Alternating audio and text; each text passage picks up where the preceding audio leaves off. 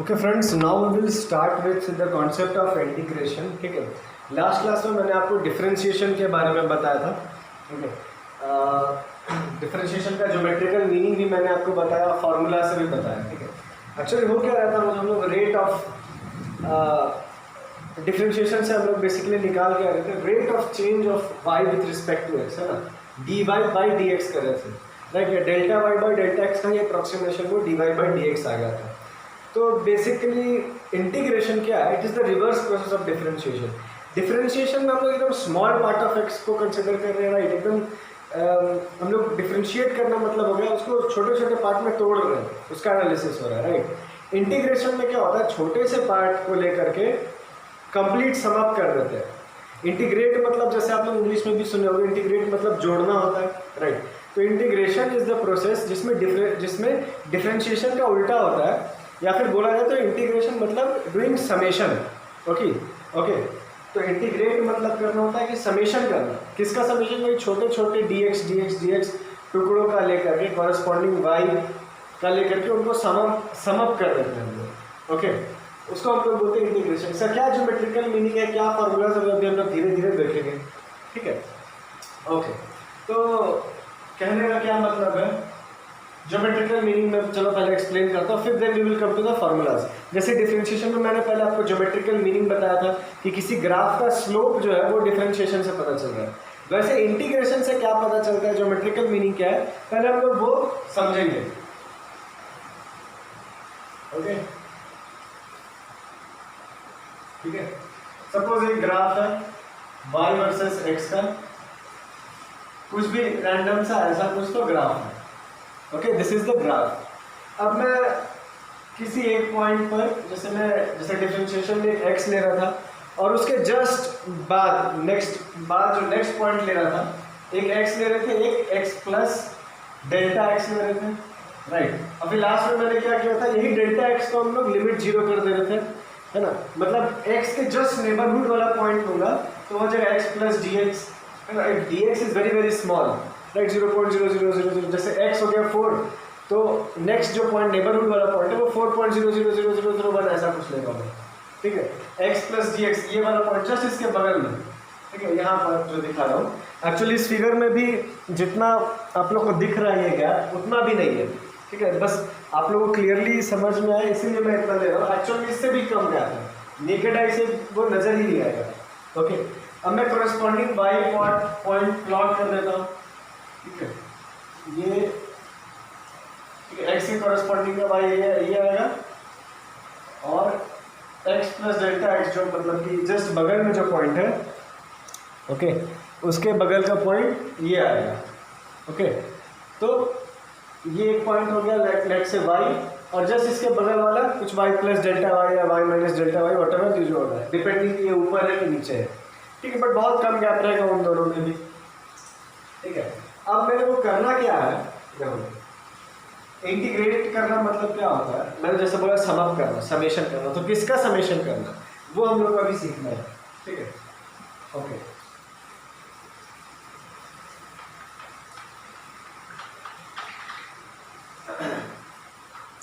इस चीज को अगर गौर से देखो, ठीक है, मैं थोड़ा कैमरा को पास ले लेता हूँ।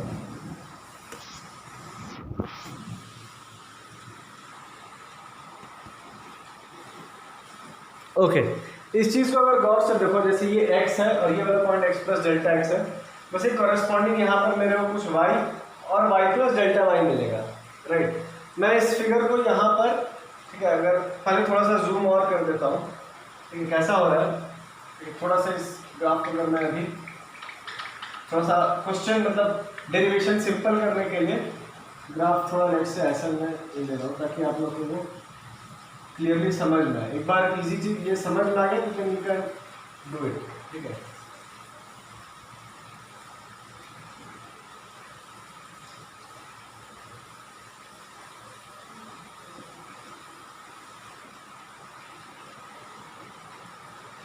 ठीक है, हो क्या रहा है, ये जो छोटा सा यहाँ पर रेक्टेंगल बन रहा है उस पर एनालाइज करना है। मैं उस फिगर को यहाँ पर वापस से ड्रॉ कर रहा हूँ, ये जो रेक्टेंगल दिख रहा है, ठीक है, मैं उसका एक जूम फिगर बता रहा हूँ आपको।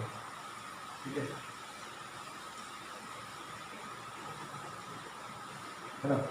ये कुछ ऐसा ही हो रहा है, ये जो डिस्टेंस है वो dx है, राइट, क्योंकि ये वाला पॉइंट x है और उसके जस्ट बगल वाला point x plus D x है, तो ये गैप कितना हो गया dx का, राइट। वैसे ही ठीक है, यहाँ पर जो हम लोग को पॉइंट्स मिल रहा है ना, ये एक y होगा और एक जस्ट नेक्स्ट वाला y प्लस dy, यानी कि ये एक माइनर सा गैप होगा, राइट।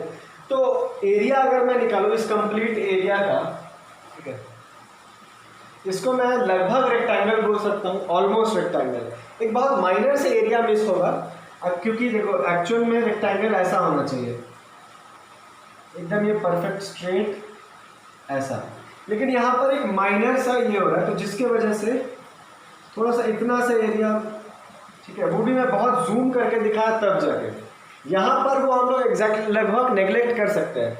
यानी कि मान लो इस रेक्टेंगल का एरिया मान लो 4 मीटर स्क्वायर आ रहा है, तो इस रेक्टेंगल का एरिया थोड़ा सा ज़्यादा आएगा, 4.00000 ऐसा कुछ ज़्यादा आएगा, राइट, क्योंकि यहाँ ऑलरेडी मैं देखो बहुत जूम्ड फिगर दिखाया, एक्चुअल में ये जो गैप है बहुत कम है, ये बहुत थोड़ा सा एरिया है, तो मतलब इस फिगर को मैं ऑलमोस्ट रेक्टेंगल बोल सकता हूँ, ठीक है, जिसका कि ये जो ब्रेड्थ है dx है मान लो, और ये जो लेंथ है ये लगभग y के ही जितना है ना, x, मतलब मेरा कहने का मतलब है ये जो कोऑर्डिनेट है ये लेट्स से ये वाला x, y है ना, इस कॉरेस्पॉन्डिंग x पे, ओके, मेरे को जो मिला है यहाँ पर वो y कोऑर्डिनेट मिला है ना, a, b ऐसा कुछ भी मिला है, तो मैं रैंडमली जैसे कोई x पे x डिस्टेंस में x लिया और कॉरेस्पॉन्डिंग कोऑर्डिनेट y मिला, ठीक है, तो ये जो डिस्टेंस हो गया ये dx हो गया, क्योंकि देखो ये टोटल यहाँ से यहाँ तक x प्लस dx है और यहाँ से यहाँ तक इनिशियल पॉइंट x था, है ना, राइट, इनिशियल पॉइंट में x लिया था और ये वाला x प्लस dx, तो ये जो गैप है वो सिर्फ dx का है,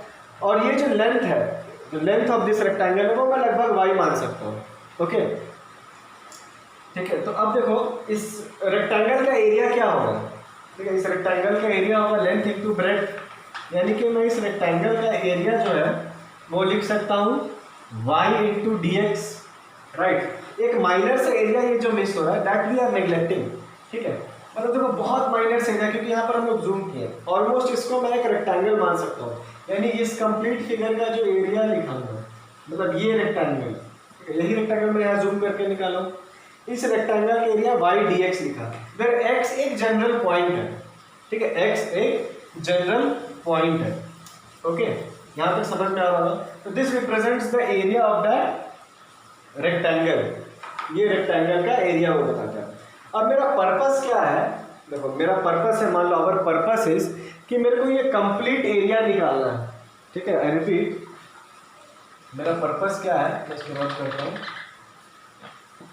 ये जो कर्व के नीचे का एरिया है, ठीक है, ये कुछ इतना एरिया आएगा, ठीक है, ये जो फिगर है ABCD, ठीक है, मतलब ये कंप्लीट जो एरिया आएगा, ठीक है, अगर मैं हैच करूँ तो कंप्लीट यहाँ से ये पूरा ABCD जो फिगर आपको नजर आ रहा है, मेरे को उसका एरिया निकालना है, ठीक है। तो अगर मैं ऐसा करूँ, ऐसे से रेक्टेंगल लोग बहुत सारे, ठीक है, जैसे यहाँ पर एक रेक्टेंगल लिया, ठीक है, फिर थोड़ा देर बाद फिर मैं यहाँ पर भी एक रेक्टेंगल लूँ, ऐसा ही इसके पास में भी एक रेक्टेंगल लूँ, ठीक है, जैसे यहाँ पर भी, यहाँ पर भी एक रेक्टेंगल ले लूँ, ठीक है, सिर्फ मतलब इसका भी मैं वैसे ही निकालूंगा, जैसे इसका एरिया निकला y dx, उसका भी y dx निकलेगा, हाँ, अब ये x कोऑर्डिनेट कुछ और हो जाएगा और ये जो लेंथ है ये भी कुछ और हो जाएगा, है ना, मतलब इन जनरल में ये y dx लिखा, मैं कहीं पर भी एक x कोऑर्डिनेट इन लेट से x ले रहा हूँ, दैट भी 4 5 व्हाटएवर, लेकिन जस्ट नेक्स्ट वाला तो बगल में dx ही ले रहा हूँ, ये तो dx ही रह जाएगा। अब जो y ले रहा हूँ, ठीक है, यहाँ पर कुछ y आया, यहाँ पर कुछ और y आया, यहाँ पर कुछ और y आएगा, तो इन जनरल, है ना, जैसे मैं इक्वेशन लिखता हूँ y = 2x + x + 3, जैसे x का जो वैल्यू पुट करते हैं कॉरेस्पॉन्डिंग y का आ रहता है, तो मैं हर बार तो लिखता नहीं हूँ ना, जैसे यहाँ 1 लिया तो 1 + 3, तो यहाँ 4 एक बार ऐसे लिखो, फिर 2 + 3 5 लिखो, सारे वैल्यूज तो पुट नहीं करता हूँ, इन जनरल में लिख देता हूँ बस कि y = x + 3। वैसे यहाँ पर भी मैं क्या बोल रहा हूँ, इन जनरल अगर मैं कोई x पॉइंट लूँगा तो जो कॉरेस्पॉन्डिंग जो वर्टिकल कोऑर्डिनेट आएगा वो y आएगा, राइट। तो हर बार एरिया जो मैं लिखूंगा, है ना, इक्वेशन के टर्म्स में, ठीक है, मैं एग्जैक्ट कोऑर्डिनेट्स नहीं बोल रहा हूँ, जैसे 4 के कॉरेस्पॉन्डिंग मान लो 10 आ गया, तो यहाँ पर उसका जो आएगा dx के बदले dx और इंटू 10 y। लेकिन मैं इन जनरल बोल रहा हूँ, इन जनरल कोई भी मैं x कोऑर्डिनेट लिया उसके बगल में x प्लस dx लिया, तो ये लेंथ अगर dx है तो ये जो लेंथ है वर्टिकल कोऑर्डिनेट या y कोऑर्डिनेट उसको इन जनरल में y से डिनोट कर रहा हूँ। तो हर बार एरिया क्या आएगा y dx, है ना, इसका भी y dx, इसका भी y dx, सारे ऐसे ऐसे मैं छोटे छोटे रेक्टेंगल लूंगा, ठीक है, सबका एरिया क्या आएगा इक्वेशन के टर्म में y dx ही आएगा, राइट, y dx ही आएगा। हालांकि वो y का वैल्यू बार बार चेंज होता रहेगा, लेकिन मैं इक्वेशन के फॉर्म में y dx लिख सकता हूँ। ओके, मतलब कहने का मतलब कि ऐसे बहुत सारे मैं छोटे छोटे रेक्टेंगल ले रहा हूँ, ठीक है, डॉटेड में ले रहा हूँ, ठीक है, चलो डॉट बनाओ डार्क बनाओ कोई फर्क नहीं पड़ता है, ठीक है, ऐसे बहुत सारे मैं छोटे छोटे रेक्टेंगल लिया, ठीक है, बहुत सारे अगर मैं रेक्टेंगल ले लूँ, ठीक है, बहुत सारे यहाँ से यहाँ तक पूरा रेक्टेंगल पर रेक्टेंगल लेते गया, बहुत सारे छोटे छोटे छोटे छोटे रेक्टेंगल ले लिया, तो एक टाइम क्या आएगा सारे रेक्टेंगल से ये पूरा फिगर भर जाएगा, ठीक है। तो सबका अगर मान लो मेरे को इसका हर एक जो सेगमेंट, हर एक जो यहाँ पर जो भी बन रहा है रेक्टेंगल, हर एक का एरिया अगर मैं ऐड कर दूँ, ठीक है, ये y dx प्लस ये y dx प्लस ये सबको अगर समेशन करता जाऊँ, ठीक है, सारे ट्रायंगल सारे रेक्टेंगल्स का एरिया निकाल दूँ, तो अपने आप में मेरे को ये कंप्लीट फिगर का एरिया निकल जाएगा ABCD का, है कि नहीं, कंप्लीट। अगर एक रेक्टेंगल का एरिया y dx है, सारे रेक्टेंगल का एरिया y dx ही है इक्वेशन के फॉर्म में, वो डिपेंड करता है y का वैल्यू बार बार चेंज हो रहा है, ठीक है। तो उसी को मैं क्या करूँगा कि ये जो समेशन है वो क्या हो जाएगा, area of the figure ABCD मिल जाएगा, ठीक है। तो मतलब मेरा पर्पस क्या है कि ये जो y dx को मेरे को ऐड कर देना है नंबर ऑफ टाइम्स, ठीक है। तो वही मैंने क्या बोला था, इंटीग्रेट मतलब क्या होता है, इंटीग्रेशन मतलब समेशन। तो मैं क्या चीज़ का समेशन कर रहा हूँ ज्योमेट्रिकली, ये सब जो छोटे छोटे एरियाज मिले ना, जैसे जो ये एरिया, ये सारे एरियाज को मैं छोटे छोटे एरियाज को ऐड करता जा रहा हूँ, ऐड कर दूंगा तो मेरे को कंप्लीट एरिया ऑफ ABCD मिल जाएगा। उसी का रिप्रेजेंट करने का तरीका है इंटीग्रेशन, और वो ऐसे डिनोट करते हैं, ठीक है। This is the symbol, okay, ये जो सिंबल है this is the symbol for integration, okay. ये y dx तो मैं एरिया बता दिया, ठीक है। और इंटीग्रेट करना मतलब ये देखो ऐसा कुछ अजीब सा ये जो दिख रहा है, थोड़ा s को लंबा कर दिया, सुंदर सा सांप जैसा, नाग सांप जैसा लग रहा है, वाटर इसको जैसा भी बोलना है। तो ये जो सिंबल है ऐसा, ये जो मैं बना रहा हूँ, ये वाला बेटर बना है, ये वाला बहुत अच्छा बना है, यही बनाता हूँ, ठीक है। ये y dx, इसी को हम लोग बोलते हैं इंटीग्रेशन, मतलब कि छोटे छोटे रेक्टेंगल का जो एरिया है उसको मैं सम अप कर दिया ज्योमेट्रिकली, ये होगा geometrical meaning of integration, okay. अब देखो मैंने क्या बोला था, कॉरेस्पॉन्डिंग हर x का वैल्यू अलग अलग पुट करोगे तो अलग अलग मेरे को ये मिलेगा y कोऑर्डिनेट, और उन्हीं को इंटू करके एरिया मिलेगा, और वही मैं ऐड कर रहा हूँ। लेकिन मेरे को वो लेना कहाँ से कहाँ तक है x, है ना, मतलब क्या कर रहा हूँ, देखो ऐसा तो है नहीं कि मैं जीरो से स्टार्ट करके इन्फिनिटी कहीं तक का भी वो समेशन कर दूंगा रेक्टेंगल लेने को, तो यहाँ के बाद फिर मैं इधर भी रेक्टेंगल ले सकता हूँ, है ना, इधर फिगर के बाहर भी इधर का कुछ ना कुछ y और x करके ले सकता हूँ, कुछ भी ले सकता हूँ रेक्टेंगल, इसके इधर भी, इसके पहले भी, ऊपर भी, कहीं भी ले सकता हूँ। तो मेरे को क्या करना है, मेरे को सिर्फ यहाँ से यहाँ तक के रेक्टेंगल्स का समेशन करना है, राइट। मतलब corresponding to the value of a, इस a को कॉरेस्पॉन्डिंग से मेरे को स्टार्ट करना है, और b के कॉरेस्पॉन्डिंग जो x है वहां तक एंड करना है। अपने आप जो y मिलेगा मेरे को a के कॉरेस्पॉन्डिंग का y d मिल जाएगा, b के कॉरेस्पॉन्डिंग का पॉइंट c मिल जाएगा, क्योंकि इक्वेशन के हिसाब से, ठीक है। और वैसे ही हर एक पॉइंट, जैसे इन जनरल कोई भी मैं यहाँ पॉइंट लूंगा x, तो उसका कॉरेस्पॉन्डिंग y मेरे को अपने आप इक्वेशन के हिसाब से मिलता जाएगा। तो मेरे को जब इंटीग्रेट करना है, समेशन ऑफ रेक्टेंगल्स निकालना है, to find the area under the curve CD which is the area ABCD, तो मेरे को करना क्या होगा, इसी इंटीग्रेशन को मैं वैल्यू जो पुट करूंगा सिर्फ a से b तक का पुट करूंगा, है ना। तो इसलिए मैं यहाँ पर जो वैल्यू पुट करूंगा वो लिखूंगा xa से xb, मतलब a का कोऑर्डिनेट और b का कोऑर्डिनेट, ये होता है, इसको बोलते हैं लिमिट पुट करना। These are the limits of the integration, ठीक है। एक्चुअली ये जो कर्व है, ये जो CD कर्व है, ये किसी फंक्शन का ही कर्व आएगा, है ना, जरूर कुछ फंक्शन होगा, y is equal to fx, right, y is equal to fx होगा, और उसी का ये कर्व है, ठीक है। तो इस इक्वेशन जैसे y इज इक्वल टू कुछ भी इक्वेशन हो सकता है, y is equal to x square plus 3 हो सकता है, y is equal to 2x हो सकता है, y is equal to sin x हो सकता है, कुछ भी हो सकता है, right. This can be any function. उसी का ये ग्राफ है और उसी के नीचे का एरिया जो है वो इस इंटीग्रेशन से मिल रहा है, y dx limit putting x a से x b। इसको मैं ऐसे भी लिख सकता हूँ, यानी कि y के बदले में fx लिख सकता हूँ ना, ठीक है, because y is equal to fx। तो इसी को मैं लिख सकता हूँ fx dx और ये सेम रहेगा x a से x b। ओके, तो ये हो गया ज्योमेट्रिकल मीनिंग ऑफ इंटीग्रेशन। ठीक है, इंटीग्रेशन का मतलब क्या होता है वो मैं आपको बता दिया। ठीक है, अब इसको क्या फॉर्मूलाज है वो हम लोग नेक्स्ट वीडियो में देखेंगे। ठीक है, आई रिपीट, इसका मतलब क्या हो गया कि तो एक्स ए मतलब जहां से स्टार्ट किए, एक्स बी मतलब जहां पर एंड किए, उसके कॉरेस्पॉन्डिंग का जो y है वो मेरे को अपने आप मिलता जाएगा। जैसे कि मान लीजिए क्वेश्चन था y is equal to x cube plus 3x। ठीक है, तो अपने आप y is equal to f x is equal to ये है, तो मैं यहाँ पर इसको ऐसा भी लिख सकता हूँ, y dx लिखो चाहे एफ एक्स dx लिखो, चाहे y is equal to f x है, ये कंप्लीट वैल्यू लिख दो। क्या है value? X cube plus 3x dx, और यहाँ पर समेशन पुट कर दो एक्स ए से एक्स बी। ठीक है, तो अपने आप उस एरिया का वैल्यू मतलब मेरे को निकल जाएगा। अब इसी का फॉर्मूला हम लोग को पढ़ना है। ठीक है, मतलब जैसे कि यहाँ पर जो फंक्शन बार बार चेंज हो सकता है, y is equal to f x के बदले, है ना, y is equal to f x के बदले यहाँ जैसे ये आया, कभी हो सकता है y is equal to f x के बदले साइन एक्स आ जाए, साइन स्क्वायर एक्स आ जाए, y is equal to f x जो रहेगा वही अंदर आएगा, साथ में dx मल्टीप्लाई होगा और x से x भी। अब है ना, ग्राफ तो कहीं से कहीं तक हो सकता है, मेरे को जहां से जहां तक एरिया निकालना है वो मैं लिमिट पुट करूंगा। मान लो जैसे यहाँ पर भी मेरा ग्राफ इतना बड़ा है, मेरे को ए से बी तक का एरिया निकालना था तो मैं ऐसे पुट किया। मान लो कोई बोलेगा नहीं मेरे को इस पॉइंट से इस पॉइंट तक का एरिया निकालना है। ठीक है, कोई मेरे को बोला कि मेरे को पूरे ग्राफ मतलब इतना बड़ा का एरिया नहीं निकालना है, इतना तक का एरिया निकालना है। ठीक है, ये एरिया मान लो मेरे को निकालना है। ठीक है, इसको बोल दिया ई से एफ। ठीक है, तो मैं क्या करूंगा, बस चेंज यही करूंगा, फॉर्मूला भी रहेगा। ये ग्राफ तो ओवरऑल इक्वेशन का ग्राफ है, इक्वेशन वही भी रहेगा, बस ये लिमिट्स जो मैं पुट चेंज कर दूंगा। पहले एक्स ए से एक्स बी लिखा था, तो अब ये जो ई का जो कोऑर्डिनेट है एक्स ई और जो एफ के कॉरेस्पॉन्डिंग जो कोऑर्डिनेट है एक्स एफ, बस मैं ये चेंज कर दूंगा। ठीक है, फंक्शन अंदर सेम रखूंगा क्योंकि फंक्शन अभी भी वही है।